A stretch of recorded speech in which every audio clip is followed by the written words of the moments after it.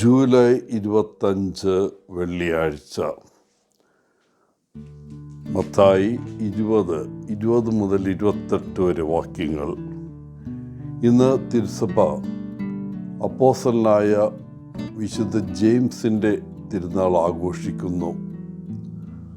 സ്പെയിനിലെ Santiago D കമ്പോസ്റ്റല arch cathedral ബസിലിക്കയിലാണ് മഹാനായ വിശുദ്ധ ജെയിംസിൻ്റെ പ്രശസ്തമായ ശവകുടീരമുള്ളത്.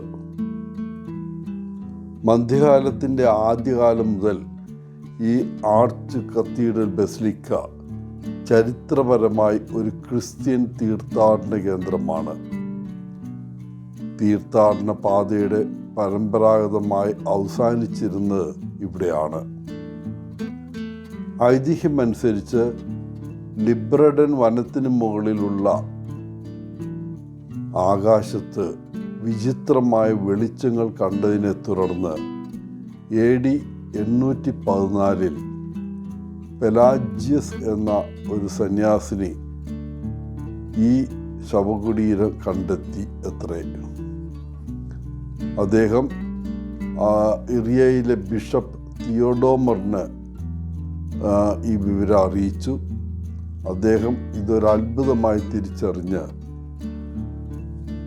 ഗലീഷ്യയിലെ രാജാവായ അൽഫോൺസോ II അറിയിച്ചു. രാജാവ് ആ സ്ഥലത്ത് ഒരു ചാപ്പൽ നിർമ്മിക്കാൻ ഉത്തരവിടുകയും ഈ ദേവാലയത്തിലേക്കുള്ള ആദ്യത്തെ തീർത്ഥാടകനായി വരികയും ചെയ്തു എന്നാണ് ഐതിഹ്യം. ഇന്നത്തെ സുവിശേഷത്തിൽ നാം കേൾക്കുന്നത് 2 ആൺമക്കളുള്ള ഒരു അമ്മ യേശുവിനെ സമീപിക്കുന്നതാണ്.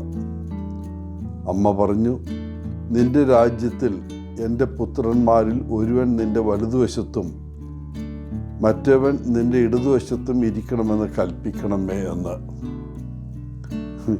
യേശു ഈ അഭ്യർത്ഥന കേട്ട് അത്ഭുതപ്പെട്ടിരിക്കണം. യേശുവിന് നിരവധി വിചിത്രമായ അഭ്യർത്ഥനകൾ ലഭിച്ചിരുന്നു. എന്നാലും ഈ സ്ത്രീ തൻ്റെ ഈ ആവശ്യത്തിൽ തന്നെ സമീപിച്ച് മറ്റാരേക്കാളും വളരെ ബോൾഡായിട്ട് ആവശ്യപ്പെടുകയാണ്. മിക്കവാറും തൻ്റെ 2 പുത്രന്മാർക്കും ഈ സ്ഥാനങ്ങൾ ശക്തിയും പ്രസക്തിയും സമ്പത്തും കൊണ്ടുവരുമെന്ന് ആ അമ്മ കരുതിയിരിക്കണം. എന്നാൽ അവൻ്റെ രാജ്യം താൻ കരുതിയിൽ നിന്ന് തികച്ചും വ്യത്യസ്തമാണെന്ന് യേശുവിനറിയാമായിരുന്നു. യേശുവിൻ്റെ രാജ്യത്തിൻ്റെ ഭാഗമാകുക എന്നതിനർത്ഥം അവളുടെ പുത്രന്മാർ പീഡനം സഹിക്കേണ്ടി വരുമെന്നാണ്. ഇത് കേട്ടപ്പോൾ മറ്റ് ശിഷ്യന്മാർക്ക് ഈ സഹോദരന്മാരുടെ അങ്ങേയറ്റം ദേഷ്യവും അസ്വസ്ഥയും ഉണ്ടായി. അവരും വളരെ കാലമായി യേശുവിനോടൊപ്പമുണ്ട്.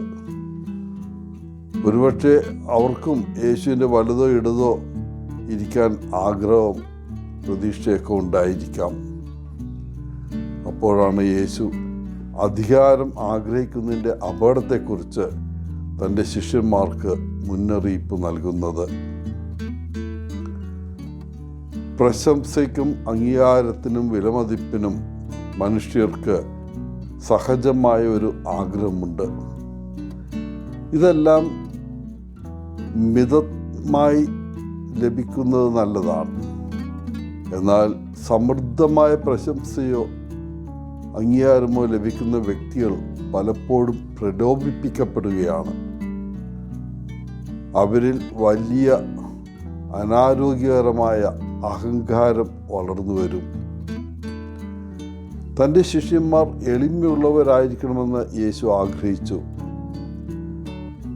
യഥാർത്ഥത്തിൽ എളിമയുള്ളവരാണെങ്കിൽ നമ്മൾ മറ്റുള്ളവരെ സേവിക്കും, നമുക്കുള്ളത് അവരുമായി പങ്കിടും, നമ്മൾ സംതൃപ്തരായിരിക്കും.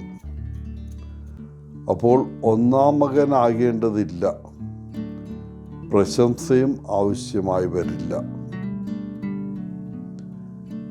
എളിമ ആവശ്യപ്പെടുന്നത് നമ്മൾ ആരാണെന്ന് ലളിതമായി പ്രകടിപ്പിക്കുകയും ദുർബലവും അപൂർണമായ നമ്മുടെ സമ്മാനങ്ങൾ മറ്റുള്ളവരുമായി പങ്കിടുകയും ചെയ്യുക എന്നതാണ്. ദൈവം നമ്മെ എന്തുമാത്രം അനുഗ്രഹിച്ചിരിക്കുന്നു. എല്ലാ ദിവസവും നമ്മുടെ ഈ ദാനങ്ങളും സ്നേഹവും സമയവും മറ്റുള്ളവരുമായി ഉദാരമായി പങ്കിടാൻ യേശു നമ്മെ ക്ഷണിക്കുന്നു. ഇത് ലളിതവും തടസ്സമില്ലാത്തതുമായ രീതിയിൽ നമ്മൾ ചെയ്യണമെന്ന് അവൻ ആഗ്രഹിക്കുന്നു. പ്രിയപ്പെട്ടവരെ, ഇങ്ങനെ നമ്മുടെ ദാനങ്ങളും സ്നേഹവും പങ്കിടുമ്പോൾ നാം യഥാർത്ഥത്തിൽ യേശുവിൻ്റെ കാൽ ചുവടുകളാണ് പിന്തുടരുന്നത്. ഇതിൽ കൂടുതൽ നമുക്ക് എന്താണ് ചോദിക്കാൻ കഴിയുക?